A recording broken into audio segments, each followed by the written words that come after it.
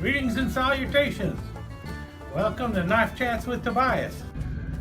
I've been meaning to talk about the Arctic Fox cotton sampler for some time now, but one thing has always jumped in front of it, but I thought I would break it out now and talk about it a little bit. I only have 2 knives in the Arctic Fox series so far.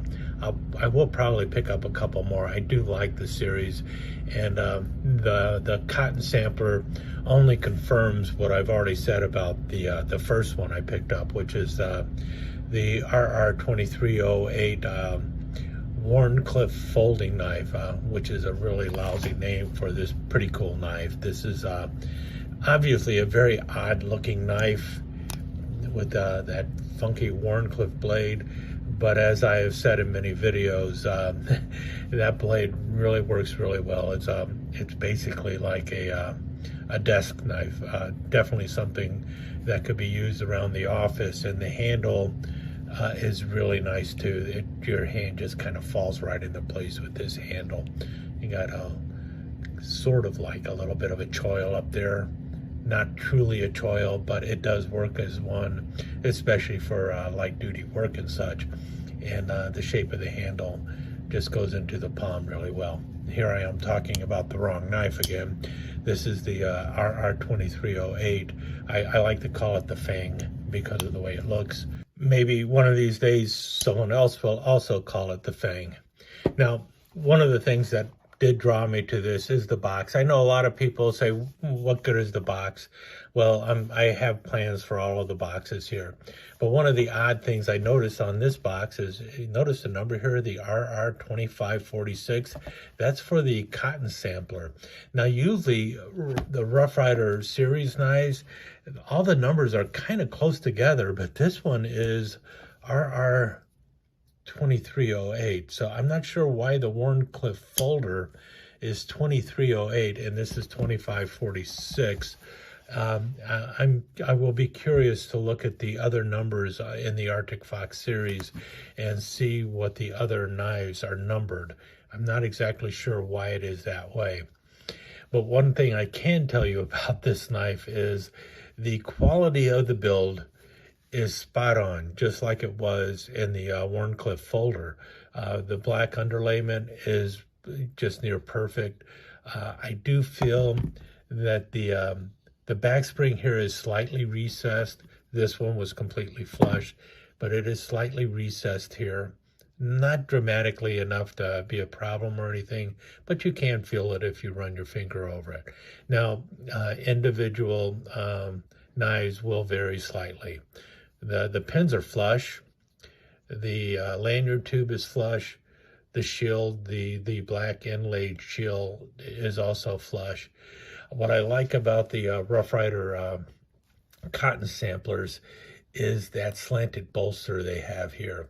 Now, a lot of the cotton samplers I passed on simply because a lot of them had the slant R bolster, and I really wasn't crazy about the slant R, but the single ring here or the single thread I do like. Just really looks good. And you got the pinch on the bolster, and I believe they haven't always had the pinch, but most of the new ones have a pinch on the bolster. And the cool thing about it is you've got this blade here, the cotton sampler blade.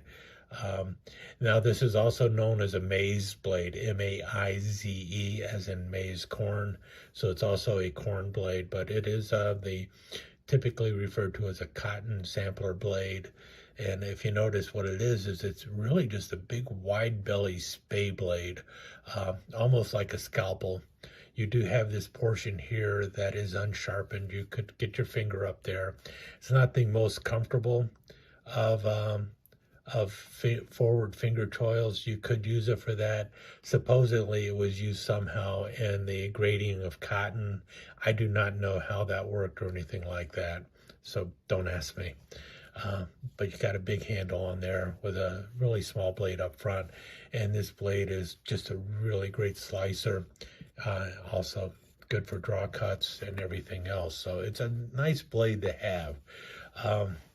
And you got a lot of handle to work with for such a short blade. So that's why a lot of people do like this knife. And I was really debating why even bother talking about the knife, because I covered how good the series was to begin with when I looked at this knife. What I can say is both of these knives are really good. They're excellent knives. So the Arctic Fox series seems to be spot on to me. But also, I figured, what the heck, I'll show my other cotton samplers that I have, and we can see how they have evolved a little bit over the time. This is the first one I ever picked up, and this was in the brown Appaloosa. I believe this was the very first cotton sampler that Rough Ryder made. I think they also made one in the tobacco smooth bone around the same time. I'm going to have to get one of those. The difference is this is an older one, and it does not have the pinch on the top of the bolster, and the ring is a little bit larger. But as you can see, this one also is quite well made. The blade, see the blades, and the build quality on this is just fantastic. Great snap. Had the half stop. They have had the half stop from the beginning. The second one that I picked up is right here. This is one that is very difficult to find. It has the titanium blade. I believe this was originally going to be in the Colt series, and this is one of the earliest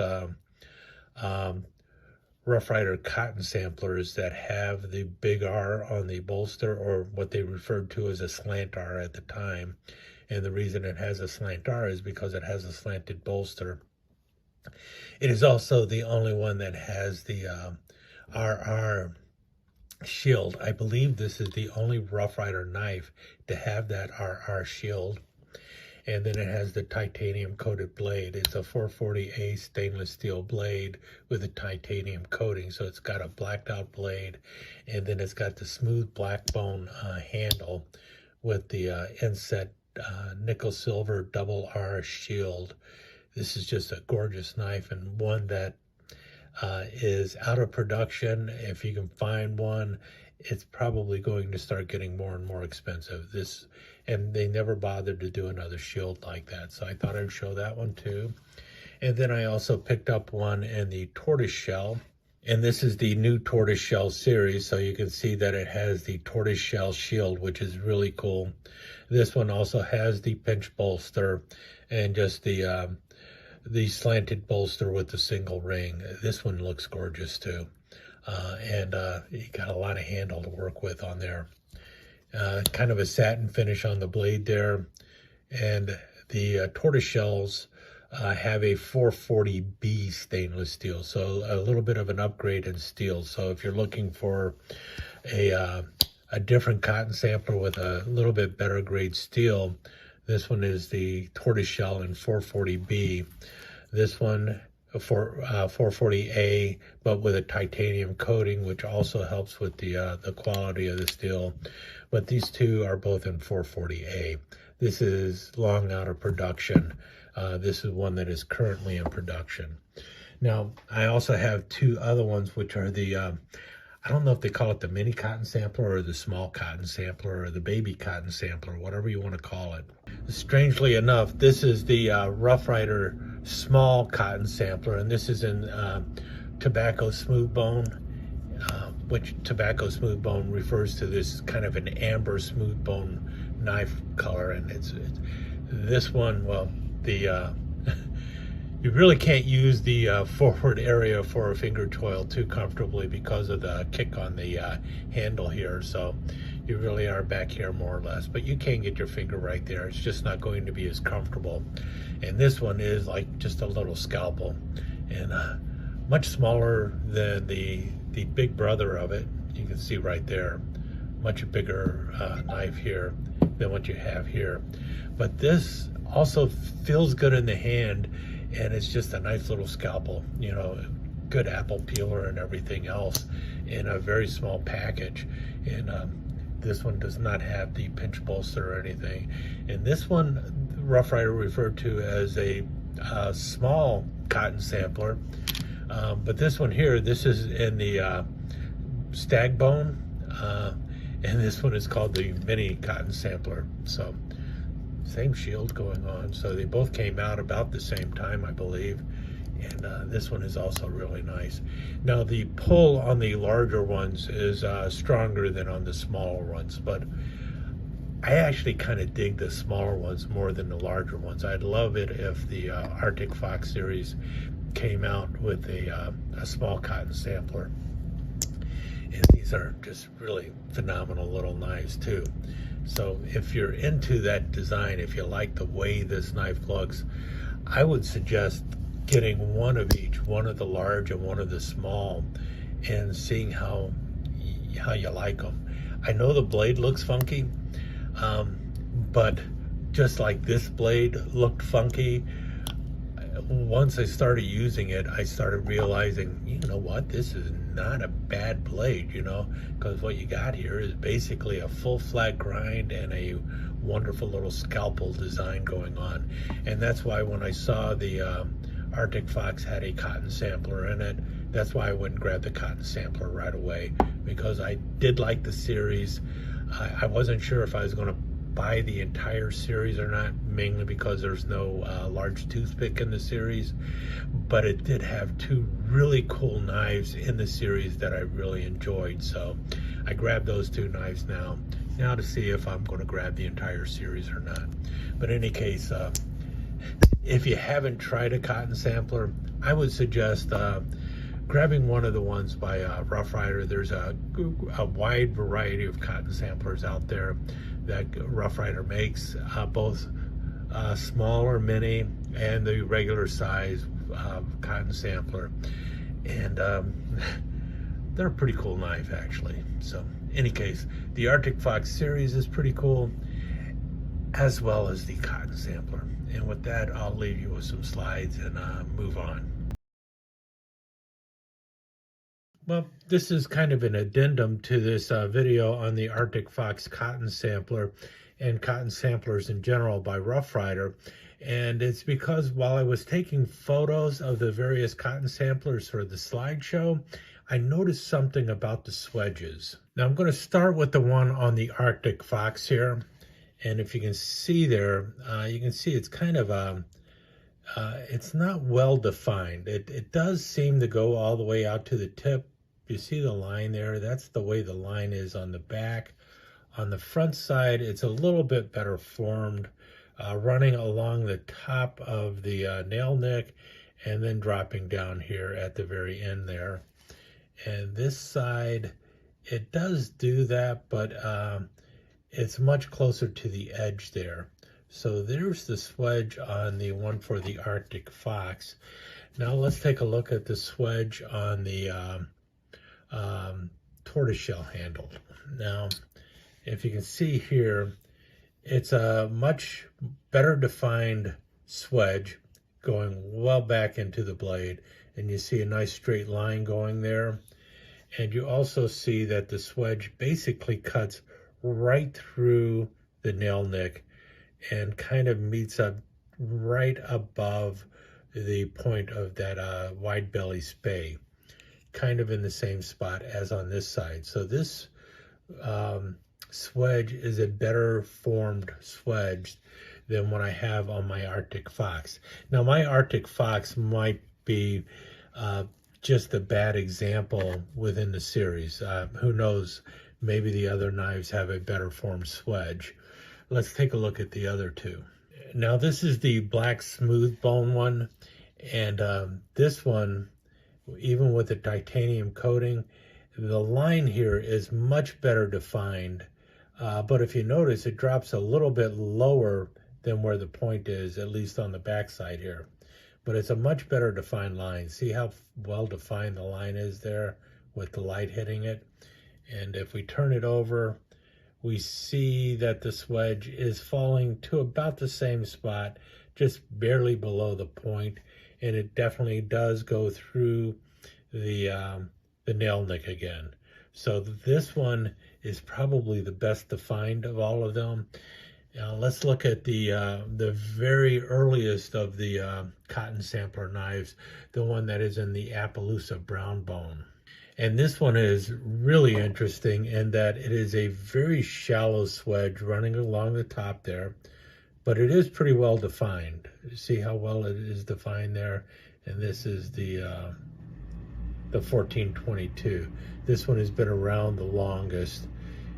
See that though, the swedge is well defined, and it just kind of peters out at the top, and then it just rounds down into the point. And on the front side, it is also well defined, but it doesn't seem to drop at all. It just kind of goes straight out and ends. This one bends down a little bit. Now, I have a feeling that each one of these swedges was hand ground. I don't know for certain, but it does not appear to be done using CNC, at least for the swedge on this. Maybe they were hand ground, maybe they weren't, I don't know. What I do know is that none of them are like a perfect swedge on both sides.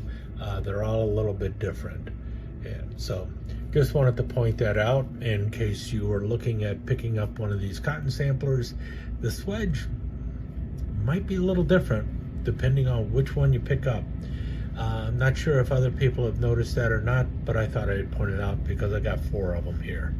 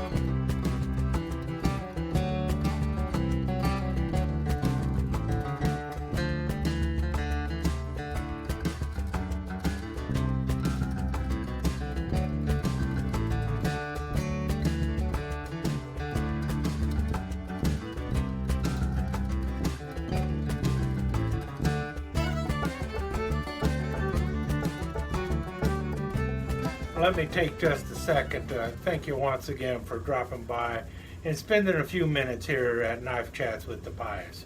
I really do appreciate it, and I do appreciate any comments that you leave. So please remember to give me that thumbs up, and also don't forget to subscribe and ring that notification bell so you'll know when the next episode is up and running. Thanks again for dropping by. Really do appreciate your time here.